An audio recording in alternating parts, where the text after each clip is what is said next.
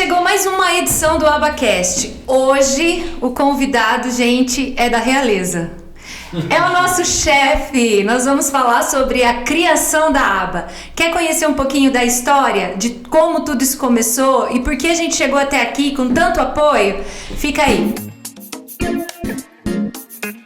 Muito bem-vindos a mais um AbaCast. Gente, hoje nós estamos com o presidente da Aba, pastor Luiz Henrique Biazon, e a Marisa, nossa parceira de AbaCast.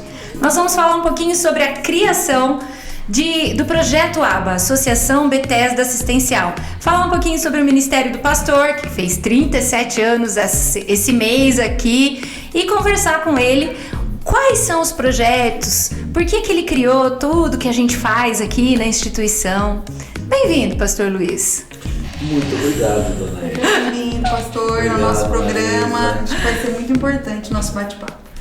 Alegria estar aqui com vocês. Eu vejo as Gravações. gravações que É um vocês programa. fazem. Eu vejo as gravações que vocês fazem. Muito legal, parabéns pelo trabalho que vocês estão fazendo. Muito obrigada. Gente, elogio de chefe é top, né? Elogio de chefe é top. Semanalmente vocês estão aqui com gente da cidade, com diversas atividades. Isso é muito legal, né? Muito importante. Porque enriquece, isso acrescenta muita coisa bacana para quem gosta da Aba e quer aprender algumas coisas sobre tantos segmentos que vocês têm abordado. Parabéns para vocês. Parabéns, Érica. Parabéns, Marisa. E o mais bacana é que a gente sempre fala da Aba através dos nossos bate-papos, mas a gente nunca falou especificamente da Aba, né? Igual a gente Não, mesmo no aniversário de 10 anos, a gente acabou não abordando, acho que não deu, você não estava por aqui, pra gente falar sobre a criação da Aba. E hoje o objetivo é bem esse.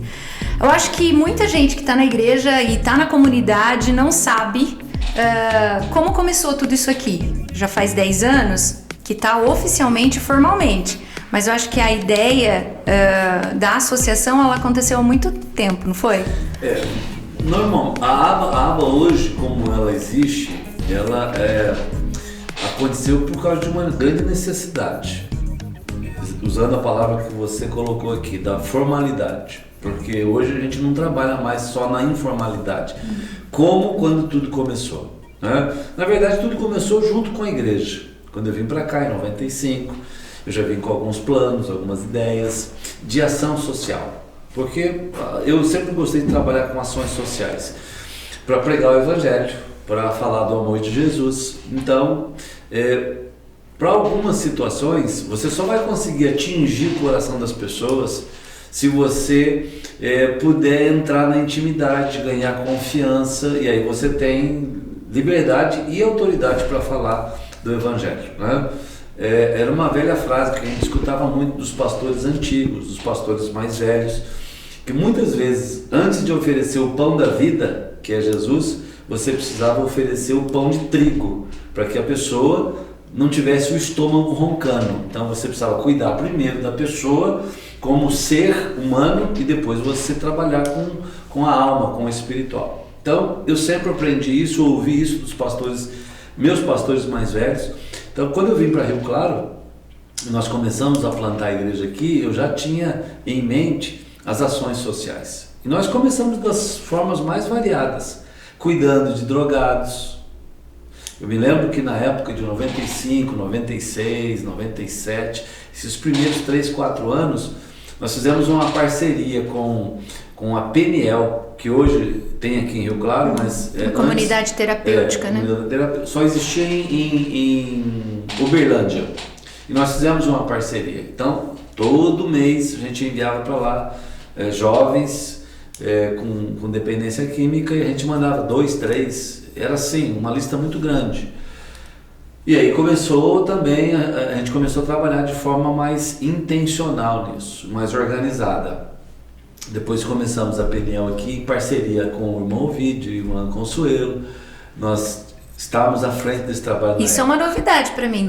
A parte da implantação da comunidade Peniel tem parte daqui da Igreja do Nazareno? Tem porque a Consuelo e o Ovidio, que eles eram membros da nossa igreja, se converteram aqui quando eu cheguei. Eles não eram crentes, eles eram católicos.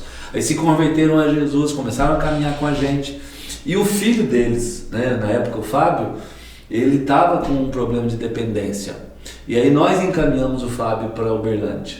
E com a visita que eles faziam ao Fábio lá, para ter conhecimento, acompanhamento do filho, eles se apaixonaram por esse trabalho. E eu fui para Uberlândia muitas vezes, né? Conheci o trabalho, e aí nós começamos aqui, eles pediram o apoio, a gente começou a dar o apoio, fizemos uma parceria com a PNL lá de Uberlândia. E depois a gente deixou eles tocarem, porque aí era uma coisa que não estava bem dentro daquilo que a gente queria. Começa a atingir outras complexidades, sim, né? Sim. A aba também tem à frente do projeto Sopão, né? Que hoje a gente está aí repensando, né? Até esse nome em função das novas demandas e necessidades. E esse também é um projeto que acompanha a aba desde antes de ser aba, né? Muito antes. Tudo isso tem, por exemplo, se a gente pegar aqui algumas coisas que a gente praticava semanalmente no atendimento das pessoas, como se diz hoje, estado de vulnerabilidade. Estado de vulnerabilidade social. A gente começou a trabalhar com essas pessoas. Falamos do pessoal dependente químico. Alguns saíam depois de 7 meses da casa de recuperação, que era chamado na época, e eles não conseguiam trabalho. E jovens, eles não tinham emprego. Então o que eu fiz? Eu comecei a dar emprego para eles. Na pintura, né? Aí montei um lava rápido. Muito falado sobre a história dessa lava rápido. Nós tínhamos 2 lavas rápidos. Nós tínhamos um ali, como nós tínhamos a igreja da 13, né? E aqui no tabernáculo, lá na 13 tinha um terreno ao lado da 13, que eu aluguei o terreno, comprei as máquinas e botei lá uma turma para trabalhar. E aí aqui, o terreno do estacionamento, onde é hoje o prédio da nossa igreja, era um terreno abandonado, e nós começamos a usar como estacionamento, e aí eu fiz uma construção, e nessa construção também montei o lava rápido. Então nós tínhamos 2 lava rápidos, e a gente começou a empregar esse pessoal que precisava do sustento, né? E aí já apareceu uma empresa de pintura, de limpeza, e aí a gente começou a trabalhar com esse pessoal para ajudá-los, e disso foi desdobrando outras coisas. Quem nos acompanhava naquela época, pastor Geraldo Barbosa, irmão muito querido, um homem de Deus, um homem muito abençoado, que é médico, e ele fazia parte da nossa equipe, e eu tinha sempre o desejo de montar uma clínica. Um dos meus grandes sonhos era montar uma clínica. E qual que era a intencionalidade com uma clínica? Clínica médica, clínica né? Médica. Não clínica de recuperação, não, né? Clínica médica. Não, nada atrelado à Casa de Recuperação. Porque a Casa de Recuperação, ela consumia muito do nosso tempo. E eu não podia dar o tempo que era necessário. Então eu preferi delegar. Precisa ser profissionais específicos. E outras pessoas trabalharem nisso, porque consome 24 horas do seu tempo. Sim. É uma atenção total para esse trabalho que é árduo. E hoje tem uma legislação específica, Sim, tem regras, sim. vigilância Mudou muito, sanitária. mudou muito. É bem intenso o trabalho. Hoje também tem as facilidades de parcerias com o governo municipal, estadual, federal, enfim. Sim, nós tivemos uma internação há uma semana atrás, se eu não me engano, em parceria com a PNL. A gente conversou com o pessoal de lá, tinha uma pessoa que precisava, queria, e aí nós conseguimos esse encaminhamento através do Rafão também. Essas histórias que eu estou contando aqui, do início, talvez vocês não soubessem, muita gente não sabe. Sim. Né? Só quem acompanhava a gente na época. E aí o desdobramento disso, nós estávamos cuidando desses jovens, tinha um grupo grande, né? Demos emprego para alguns, lá na escola, por exemplo, tinha zeladoria, e um desses meninos recuperados se transformou no zelador da escola, e foi muito bacana, porque por muitos anos ele fez um trabalho assim, de excelência, uma pessoa que estava perdida, que foi restaurada, foi ganha para Jesus, a vida dele foi transformada completamente, ele se transformou num zelador, num homem de manutenção. O Lava Rápido também gerou muita coisa boa. Eu escuto muitas histórias do pessoal com certo saudosismo sobre o Lava Rápido. Essa empresa de pintura foi muito legal, porque a gente trabalhava muito, não só pintando os prédios da igreja, da escola, mas aí eles se tornaram profissionais na área de pintura. Quando nós construímos aqui o tabernáculo, nós usamos muito a mão de obra de cada um deles. E aí veio o desejo de termos uma clínica.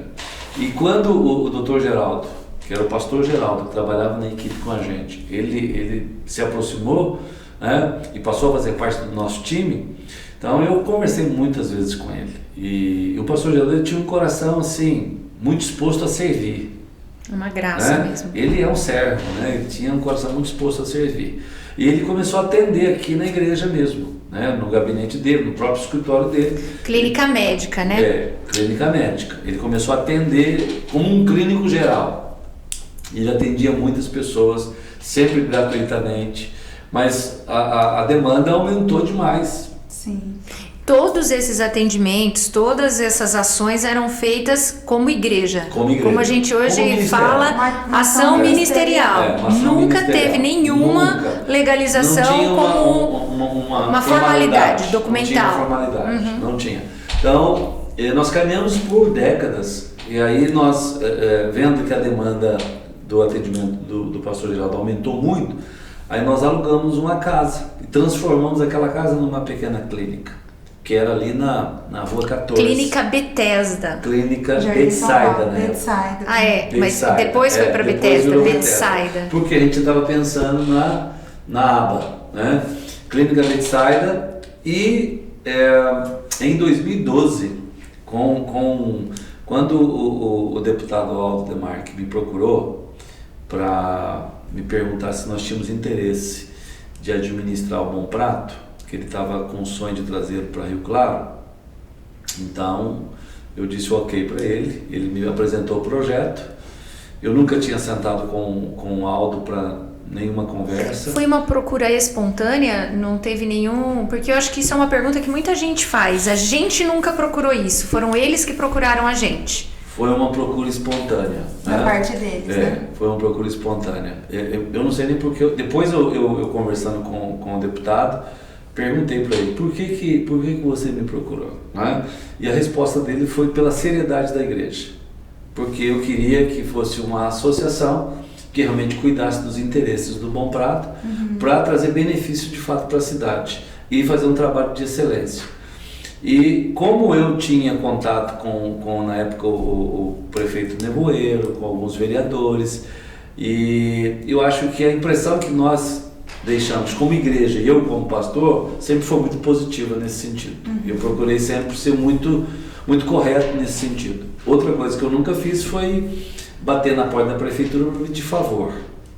Nós sempre caminhamos com as nossas próprias pernas. Praticamente Toda, até hoje caminhamos com toda as a nossas próprias pernas. administração, ela é própria, entende? Nós não dependemos de nenhum socorro, ajuda que vem de fora, né? Então a gente sempre caminhou pagando as nossas próprias contas. Com o trabalho da igreja, a gente sempre fez isso. E quando eu perguntei para o Aldo, ele disse isso para mim, não, por causa da seriedade da igreja, da sua seriedade. Então, nós aceitamos, aí recebemos o recurso do governo para alugar o prédio, para reformar o prédio. Tanto é que as pessoas também não sabem que havia na época uma cota, uma verba específica para aluguel, equipar todo o restaurante, contratar as pessoas, né? E o contrato é feito através da associação. É a associação que tem todo o ônus do trabalho, do vínculo empregatício, né? CNPJ próprio. CNPJ próprio, e também o recurso que era o recurso padrão para todas as unidades do Bom Prato, ele foi insuficiente. Por quê? Porque o prédio estava bem deteriorado lá. O prédio da Rua 1, né? O prédio da Rua 1 foi escolhido porque eles pediam que a gente tivesse acesso para o público e acesso para carga e descarga. E você tinha que ter um tamanho padrão para refeitório, você tinha que ter uma cozinha e no centro da cidade, né? O fluxo, perto de rodoviária, perto de terminal de ônibus, fluxo fácil, que atendesse toda a população da cidade. Nós encontramos aquele prédio, ele estava num estado deplorável. Então nós vimos o prédio, a capacidade do prédio para depois reformar e ter entrada para carga e descarga, uma entrada específica para o pessoal e depois outra para saída, para não ter aquele congestionamento do fluxo do pessoal, porque são 1.500 pessoas, não é um fluxo grande. Mas a partir de 2012, que nós tivemos que começar a organizar a associação de uma forma, né, forma formal fica uma redundância. Formalizar. E aí é que nasceu a aba como ela é hoje. Meu primeiro nome era Betsaida. Era Betsaida. Por que você escolheu Betsaida? Foi você que escolheu ou foi uma indicação de alguém da equipe? Não fui eu que escolhi. Na época nós tínhamos um time que trabalhava comigo. Nós tínhamos 4, 5 pessoas que trabalhavam até no Sopão. Né? O Sopão foi outra... O Sopão nasceu de um projeto missionário. Há alguns anos atrás, há mais de uma década, nós íamos todo ano para Manaus com uma equipe. Né? Nós montamos uma equipe de atendimento que fazia missões, que socorria pessoas, com o propósito duplo, que era socorrer pessoas em todos os sentidos e também pregar o Evangelho. Então a gente estava querendo fazer um trabalho integral. Nosso plano era um trabalho integral para atingir o homem espírito, alma e corpo. Como nós somos. Tinha um grupo aqui da cidade de profissionais que faziam parceria que acompanhavam também, né? com a gente. No princípio, a primeira viagem, nós só pegamos gente aqui da igreja. Médico, dentista, Dr. Geraldo que era médico, Paulo como dentista, Denise, eu acho que como já estava enfermeira, indo, né? aí outros profissionais da saúde, outros profissionais de saúde e voluntários. Nós fomos numa equipe de uns 15 e fomos para Manaus, passamos lá 6 ou 7 dias e fizemos um trabalho bacana, né? Professoras iam para cuidar das crianças, o Paulo ia para fazer parte de odontologia, o Dr. Geraldo ia para fazer a parte de clínica geral, e o resto do trabalho era cultos, que a gente fazia atendimento e levava oferta para a gente comprar cesta básica, comprar sapato, chinelo, roupa, e a gente fazia muita coleta e levava muita coisa, era muito legal. E desse trabalho, quando nós voltamos de lá, surgiu o desejo da gente começar a entregar sopão, né? Quem começou esse trabalho, nós tínhamos uma equipe já que fez por um tempo, mas depois o Esdras, o moço que tinha se convertido aqui com a gente, o Esdras era líder de missões e ele é que realmente consolidou o trabalho do sopão. E aí ele ia toda quinta-feira para a rua com um grupo de cozinheiros. E aí o Esdras ia toda semana e entregava uma quantidade enorme. Tínhamos um time bom, tanto para a cozinha quanto para a entrega. Então, idealizar a formalização da aba não foi assim uma coisa, peraí, vamos pôr no papel, que daqui a tantos anos eu quero que a aba seja assim. Foi uma coisa que naturalmente foi acontecendo à medida que foram chegando propostas que impulsionaram a formalização. Então, eu acho que teve duas, as coisas aconteceram acho que concomitantes. Tanto brotou naturalmente, né? Como também chegou o momento que precisou formalizar. Por quê? Assim que nós começamos com o restaurante e assim que a gente começou a ter uma demanda maior, eu queria muito fazer o trabalho com o projeto Geração de Samuel, que a princípio chamou-se Geração de Samuel. Projeto Samuel. Projeto Samuel. Hoje é geração. Aí já tá vendo como absorve o nome? Uma palavra. A princípio foi Projeto Samuel. Sim. Projeto Samuel. 2016 começou a atividade. Então, o Projeto Samuel, depois de já termos a associação organizada, com o CNPJ, tudo, eu chamei o Samuel, que é hoje o gerente do Bom Prato, para que ele me ajudasse na aba. Ele me ajudasse a começar a organizar a aba e dar vida própria para a aba, para que a aba fosse autossustento. Porque todo o recurso da aba ele vem da igreja, né? Sim. Que é através das ofertas, dos dízimos, da arrecadação da igreja que a gente paga todas as despesas. Então, com o projeto Samuel, nós tivemos a necessidade de organizar melhor.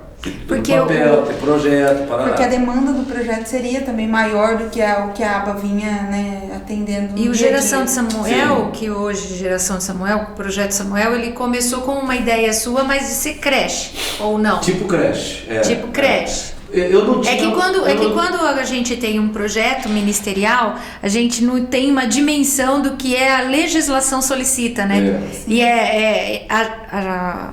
existe um entrave daí entre o objetivo ministerial e o que a legislação obriga. Né? Para que a gente tenha que organizar e trabalhar. Oficialmente hoje a gente pode ser considerado quase uma creche mesmo, né? Com as suas ações, um projeto de recreação infantil. Na verdade, a gente como igreja, eu como pastor, eu não tinha conhecimento das leis, de como é que as coisas funcionavam. Do serviço social, né? Do serviço social. Eu queria fazer, né? E eu sempre contei com o apoio dos voluntários, dos irmãos aqui na igreja. Então, gente com dom, gente com desejo de servir, gente com disponibilidade de tempo. E nós fomos aproveitando a mão de obra que a gente tinha, né? Então, disponibilidade de tempo, quer ajudar, quer servir, quer doar, quer ofertar, vamos embora, vamos trabalhar, porque nós queríamos atender as famílias. E concomitante também com o trabalho do pastor Geraldo na clínica, nós já fazíamos a entrega das cestas básicas. Então nós tínhamos o trabalho do sopão, a entrega da cesta básica. Projetos acontecendo assim. Projetos acontecendo aleatoriamente, sim, assim. Como ministérios da igreja, né? Como ministérios da igreja. Porque eu sempre vi como responsabilidade da igreja, não a primeira responsabilidade. Por quê? Porque a igreja tem como propósito fundamental a pregação do Evangelho. A igreja foi chamada para isso, né? Nós vamos pregar o Evangelho. Então, é falar o coração do homem. Mas nós podemos pregar o Evangelho fazendo ações. E por aí, meio dele. através das ações, você tem o respeito, credibilidade. A Igreja do Nazareno tem essa visão, né? Porque já tem o Ministério de Compaixão, existem algumas ações sociais, aquele projeto lá de apadrinhamento das crianças que são cuidadas por igrejas que desenvolvem projetos, ou seja, isso já é uma linha da própria igreja. Para quem não conhece toda a estrutura da Igreja do Nazareno, a Igreja do Nazareno trabalha em 3 níveis: local, distrital e global. Local, cada igreja, nós temos 10 igrejas aqui na cidade, todas elas organizadas com uma diretoria, então elas são chamadas de igreja local. Nós temos na região aqui de Rio Claro 68 igrejas, entre Americana, Piracicaba, Limeira, Brotas, Araras. Essas 68 igrejas formam um distrito, né? E aí tem um líder do distrito. Eu fui líder desse distrito por 27 anos, hoje é o pastor Mauri de Americana que é o líder. E cada ministério da igreja funciona em âmbito local. Então nós temos na igreja local líder de jovens, líder de departamento infantil, líder de escola dominical, líder de mulheres, líder de homens. Todos esses ministérios na igreja local, eles são duplicados e tem um desdobramento no distrito. Então o distrito também tem líder para cada uma dessas funções. E esses líderes, eles também têm nível global. Então, existe um presidente de jovens local, um presidente de jovens distrital e um presidente de jovens global. E esse presidente de jovens, por exemplo, global, ele vai ter o apoio de jovens, líder de jovem da América do Sul, líder de jovem nacional, enfim, e aí tem os desdobramentos todos. Então a igreja funciona nesses 3 níveis. E a igreja global, ela tem uma visão missionária e ela tem uma visão de compaixão, né? Há um trabalho da Igreja do Redor do Mundo que é fantástico. E em cima desse trabalho, que é chamado de trabalho e testemunho, né? É que eu comecei a fazer esse trabalho, por exemplo, para Manaus. O que é o trabalho o que é essa equipe de trabalho e testemunho, chamado trabalho e testemunho, né? Um grupo de americanos, isso já funciona desde da organização da igreja em 1908. Esse trabalho funciona com grupos de voluntários. Então você pega uma igreja lá nos Estados Unidos, pega um grupo de 20 profissionais, 20 pessoas da igreja, engenheiro, professor, médico, dentista, eles pagam a sua passagem para qualquer canto do mundo. Vamos colocar Brasil. Então eles vêm para o Brasil. Essas 20 pessoas vêm para o Brasil pagando a sua própria passagem no seu próprio bolso. E eles separam uma oferta. Cada pessoa que vem para esse trabalho separa uma oferta também. Então ele pagou $1.000 na passagem, vamos supor que ele traga mais $1.000 de oferta. Então são 20 pessoas que pagam a sua própria passagem, que estão trazendo $20.000 de oferta. Há muitos anos atrás, as nossas igrejas eram pequenas, eram igrejas para 100 pessoas. Então, eu tenho um projeto aqui, funcionava dessa forma. Eu tinha um projeto aqui. A igreja tinha um terreno de 300 metros, eu tinha um projeto já aprovado na prefeitura, eu preparava o alicerce e essa equipe vinha, Com o recurso dos 20 mil, comprávamos o material e eles levantavam, cobriam. Ainda existe isso? Ainda existe. Em 15 dias eles iam embora, era um trabalho de 2 semanas, E a homens e ficava mulheres. levantada. Eles levantavam até a laje, até onde dava, fazíamos um culto de celebração e eles iam embora e a igreja continuava. Isso é um trabalho lindo.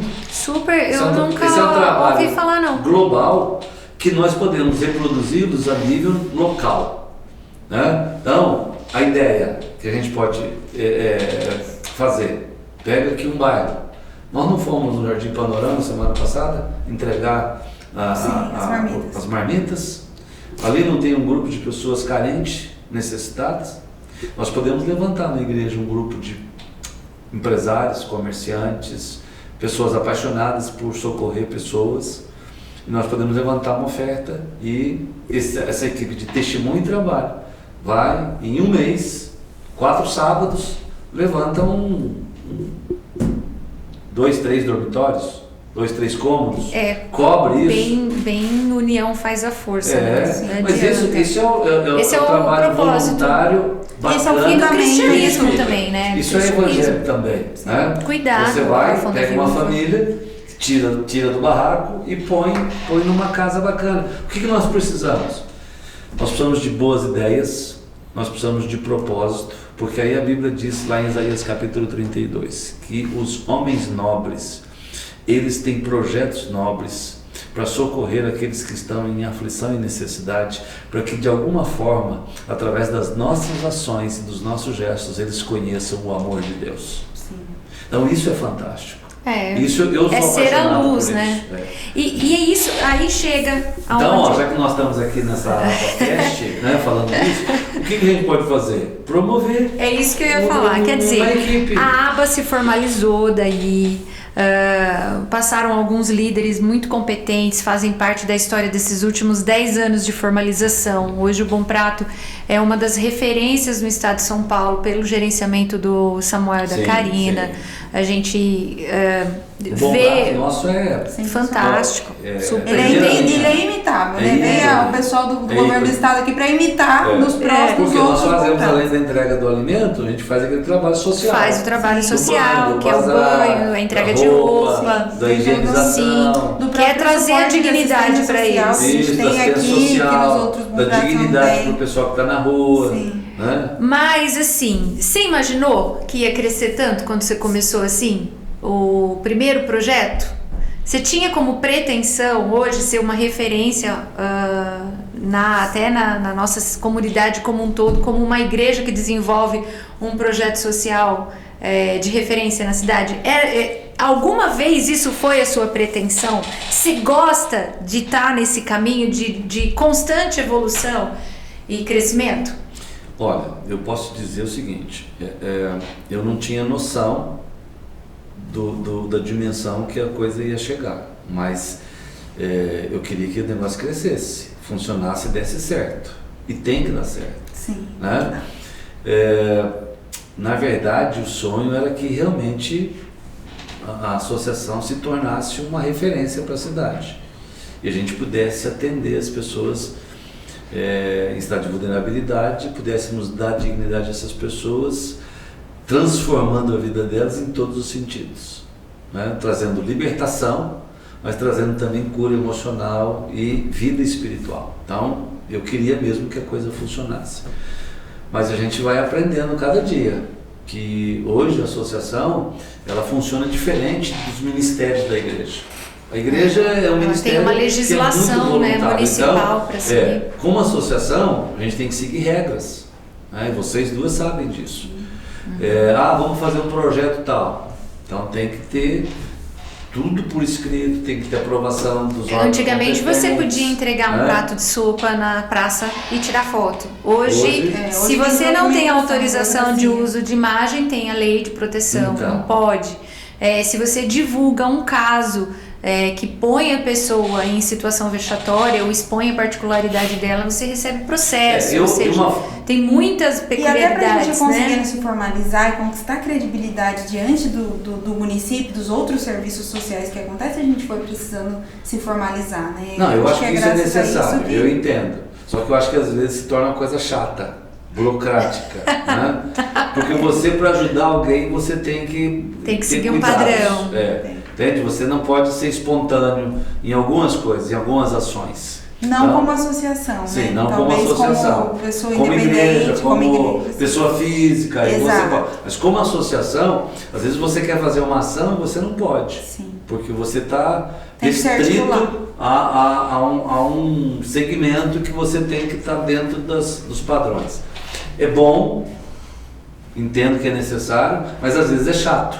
Às vezes é chato. Né? As regras elas acabam limitando, mas ao mesmo tempo também expandindo, porque hoje uma entrega de cesta básica na instituição, ela passa por uma avaliação com assistente social. E aí a avaliação, por exemplo, a pessoa chega procurando a cesta básica. Eu preciso da cesta básica. Tá, a gente dá a cesta básica e o mês que vem ela vai ter necessidade disso de novo.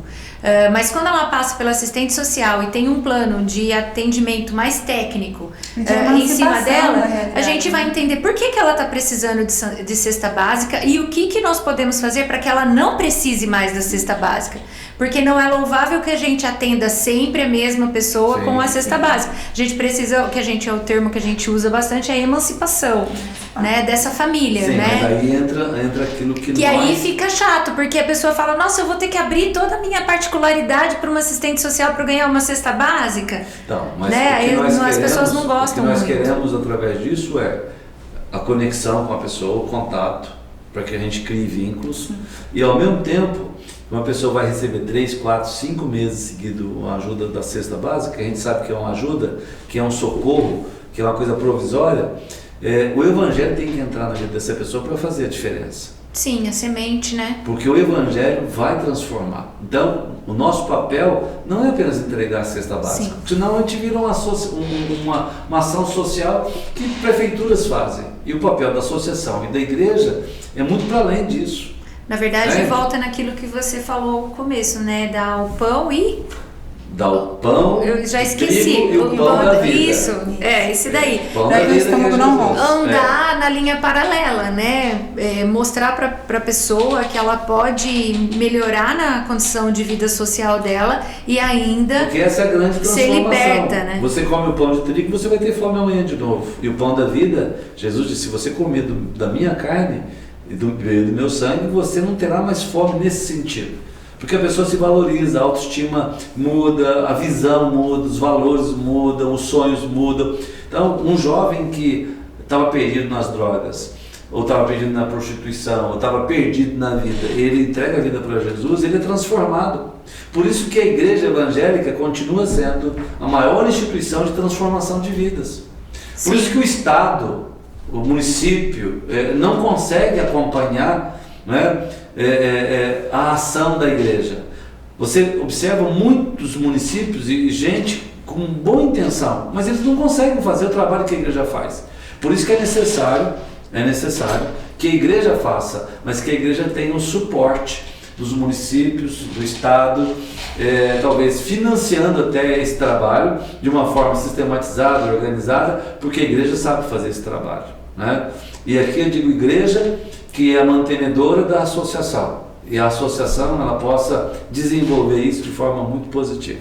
Porque dentro da própria comunidade da igreja tem os profissionais que entendem da parte técnica que colaboram com o desenvolvimento dessas ações. Ou seja, é tudo meio que nem quando começou com um médico, nós tinha com a clínica, tinha um médico para acompanhar os atendimentos. Ou seja, é um casamento perfeito, né? Uma pessoa que é convertida, conhece Jesus, Sim. tem o conhecimento técnico e sabe como trabalhar, desenvolver as duas frentes. E a grande diferença do trabalho da igreja para as demais instituições que fazem também esse trabalho é que a igreja ela faz com muita perseverança e tem uma dose fundamental do amor, né? É a paciência do cristão que ama, é o gesto do cristão que ama, é a perseverança em não desistir da pessoa, é a paciência porque você tem que ter paciência. Sim. Você tem que ter paciência com um drogado, com um alcoólatra, com alguém que vive. Você tem que ter muita paciência. Porque não é na primeira, na segunda, na terceira conversa, no primeiro, segundo, terceiro encontro, que a pessoa vai ser transformada e não vai voltar mais. Né? A psicóloga que o diga, né? Às vezes eles nem são, às vezes eles desistem, abandonam. Se eu for contar para vocês aqui experiências que eu tive nem todas são de no sucesso, curso dos né? anos do meu ministério, por exemplo, eu tive um cara, um rapaz, olha, presta atenção nessa história. Eu era pastor novo ainda, né? Eu devia ter 27 anos, 26, 27. E esse Gilmar chegou na igreja esfaqueado. E nós atendemos ele na igreja e levamos para o hospital. Eu, como jovem, peguei ele, botei no meu carro, levei para o hospital. E aí demos o primeiro atendimento e ele não tinha para onde ir. Ele estava muito magro e de uma aparência muito ruim. Nós tínhamos um lugar em Campinas, na nossa igreja, chamado Manaim, que hoje é um lugar de retiro, um lugar maravilhoso. Mas naquela época era ainda um terreno, uma chácara, com um dormitório, um banheiro, mais nada. E tinha lá uma cozinha pequenininha. Tinha um senhor, um rapaz, ele não era muito mais velho que eu, mas ele devia ter uns 40 anos, por aí, 40 e pouco, chamado Nelson. Uma pessoa muito amorosa, né? Muito amorosa. E o Nelson e eu é que socorremos esse rapaz. Acabamos fazendo o quê? Ele não tinha para onde ir, levamos ele para o Manaim, para essa chácara da igreja. E aí começamos a ajudá-lo. Então nós dávamos comida para ele. Aí ele foi falando da família dele, que ele tinha 3 filhos, que a mulher tinha separado. Ele era soro positivo, estava no final da vida. Mas ele era um artista. Ele pintava muito bem, fazia uns letreiros maravilhosos. Ele entregou a vida dele para Jesus. Ele mudou de vida. Ele era soro positivo, chegou esfaqueado. 6 meses nós cuidamos dele na chácara, levando comida para ele todo dia, dando dignidade a ele, levando ele para a igreja. Os filhos dele foram para a igreja, a esposa dele foi para a igreja. Só que nesses 6 meses ele teve várias recaídas. E numa das recaídas que ele teve, sabe o que ele fez? Eu fui para a chácara levar comida para ele num dia à noite, final de tarde, e eu tinha um daqueles carros que eu gostava muito naquela época, era um Commodore velho. Era um Commodore, mas era um Commodore, né? Era uma coisa bonita, era um antigo. Então, né? Aí o que ele me fez? Sabe o que ele falou para mim, Ezequiel? Ô pastor, eu nunca andei no Commodore, deixa eu dar uma volta. Eu peguei a chave e coloquei na mão dele. Até hoje você não viu mais o Commodore? Ele pode dar uma volta. Ele foi, deu uma volta, e passa 1 hora não volta, passa 2 horas não volta, e eu já entendi que ele não ia voltar. Fui para casa, no outro dia, de manhã, eu fui avisado que ele estava preso. Ele pegou o carro, arrancou o tape do carro, vendeu o tape do carro, fez aquilo em cocaína, e bateu o carro e foi na cadeia, porque estava drogado. Aí eu fui lá no outro dia, não fiz queixa, tirei ele da cadeia, levei ele para a chácara, levei meu carro para a oficina, arrumamos o carro, continuamos cuidando dele. Até ele chegar ao processo final da família ser restaurada, os filhos serem restaurados e ele ser restaurado. Então foram 6 meses, mas esses 6 meses foi um processo árduo de paciência, de amor, de cuidado, de perseverança. Hoje você considera que isso é dom? Ou você acha que tem que ser uma prerrogativa de toda pessoa que aceita e entrega a sua vida para Jesus? Não é toda, porque é um trabalho difícil. É uma vocação, é um chamado. É um dom, eu não sei se eu posso colocar como dom, mas é um desejo enorme de você ver uma pessoa transformada, né? Então, há períodos na vida da gente que a gente faz muitas coisas. No início do meu ministério eu fiz muitas coisas desse tipo. Por isso que quando eu recebi o chamado aqui para começarmos a Casa de Recuperação, eu dei o apoio, porque eu já tinha tido essa experiência, eu sabia que aquilo ia me consumir muito tempo e que eu não tinha o tempo para aquilo. Então nós delegamos para outras pessoas. Bom, nós vamos caminhar agora para o final do nosso AbaCast com o chefe. Poxa vida, mas já? Você viu? Eu sou de demais. O bate-papo é sempre bom para conhecer um pouquinho da história. A gente tem história para dias de AbaCast. Tem muita história aqui. Aí você volta e cada assunto a gente chama você para contar um caso. Ou seja, a aba nasceu, a gente considera, claro, que é um projeto de Deus, mas que nasceu no seu coração, certo? O que você tem para falar para o povo sobre a aba hoje? O que ela significa para você? O que significa para essa igreja? O que significa para nossa comunidade? Como seu recado final aqui para dizer, olhando ali para aquela câmera, Ezequiel já está até mostrando para gente. O que a aba é para você, pastor? Olha, a aba hoje é um braço de socorro da igreja. Né? Tudo aquilo que a gente idealiza como pastor na igreja, para a gente poder colocar em prática essas ações de socorro a pessoas, a gente vê na aba. Porque hoje a aba, na gestão pós-Samuel, Samuel começou, e na sua gestão, você já está na aba já... Quase 5 anos. Há quase 5 anos. Houve uma organização muito grande da aba. Então hoje a aba está muito bem dirigida. Eu tenho orgulho hoje de ver a aba assim, quase autossustento, autônoma, planejando muitas coisas. E eu vejo que a aba é um braço de socorro da igreja. Então todas as nossas ações hoje sociais da igreja, a gente põe na mão da aba para que a aba faça para a gente. Com a nossa equipe, com os nossos pastores, com os nossos líderes. O meu desejo é que a igreja entenda que a aba é extensão da igreja e que nós possamos trabalhar como um corpo, ofertando, apoiando, servindo, porque algumas coisas, algumas ações a gente pode fazer como voluntários, como pessoa física e sozinhos, mas muitas coisas, se nós fizermos juntos como corpo, nós vamos alcançar resultados muito melhores. Então a aba é um orgulho hoje para mim, parabéns para vocês, que vocês continuem trabalhando aí com muito afinco. Quando eu falo de orgulho, eu vejo que a semana passada, semana retrasada, nós estamos em setembro amarelo. Vocês foram para a rua 2 semanas seguidas, para os faróis, para o semáforo, para fazer um trabalho de prevenção à vida, né? De valorização da vida. Isso é legal, isso é muito bacana. Né? Conscientização, isso é amor. Né?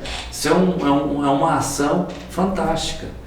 Né? Quando eu vejo o trabalho que nós vamos ter agora, o simpósio de psicologia em favor da vida, isso é muito legal. Isso é a aba. Né? Quando nós vemos a aba cultural, a quantidade de alunos que a gente tem, mais de 200 alunos. Quantas mudanças? Já chegamos nos 300. Então, 300 alunos na escola de música. Quando a gente vê a escola de dança, crianças, adolescentes, senhoras, isso é lindo, né? O trabalho de socorro, atendimentos, o trabalho que você faz, Marisa, com psicologia, com as demais psicólogas, dentista, a nossa cozinha do projeto Geração de Samuel, o cuidado das nossas monitoras, enfim, são várias ações que a gente tem feito e que é maravilhoso, né? Que é espetacular. E agora, não só uma ação voluntária aqui, ali, esporádica, agora não, agora é organizada e tem continuidade. Isso ano após ano, tem continuidade. Então, está consolidado, está crescendo. O trabalho de distribuição de cestas está crescendo, consolida. E a gente vai aprendendo ano após ano como fazer melhor, como socorrer melhor, como ajudar melhor e como pregar o evangelho que transforma a pessoa através dessas ações sociais. Por isso, a aba é uma bênção, né? E se você quiser nos ajudar, venha nos ajudar. Como voluntário, procure a Érica, procure a Marisa. Eu não preciso nem falar. Sempre bem-vindo, né? Às vezes se você quiser apoiar financeiramente a aba, você pode apoiar. Tá? Se você quiser, vamos fazer uma parceria para a gente botar em prática aqui testemunho de trabalho, começar a construir algumas casas para esse pessoal, dá para fazer. Montar a equipe de pedreiro, servente, eletricista, encanador, e nós vamos trabalhar junto e vamos levantar essas coisas bonitas, porque são ações que mudam a vida das pessoas. Exato. Tá bom? Maravilha. Gente, hoje a gente não tinha nem muito o que falar, assim, porque a gente queria ouvir mesmo a história, toda a nossa instituição, como ela se formalizou, como ela cresceu. Você conheceu um pouquinho do que significa tudo a aba na vida do nosso presidente, da vida daqui da nossa igreja, da nossa comunidade. Fica aí, pro próximo AbaCast a gente tem muitas novidades, até mais se Deus quiser.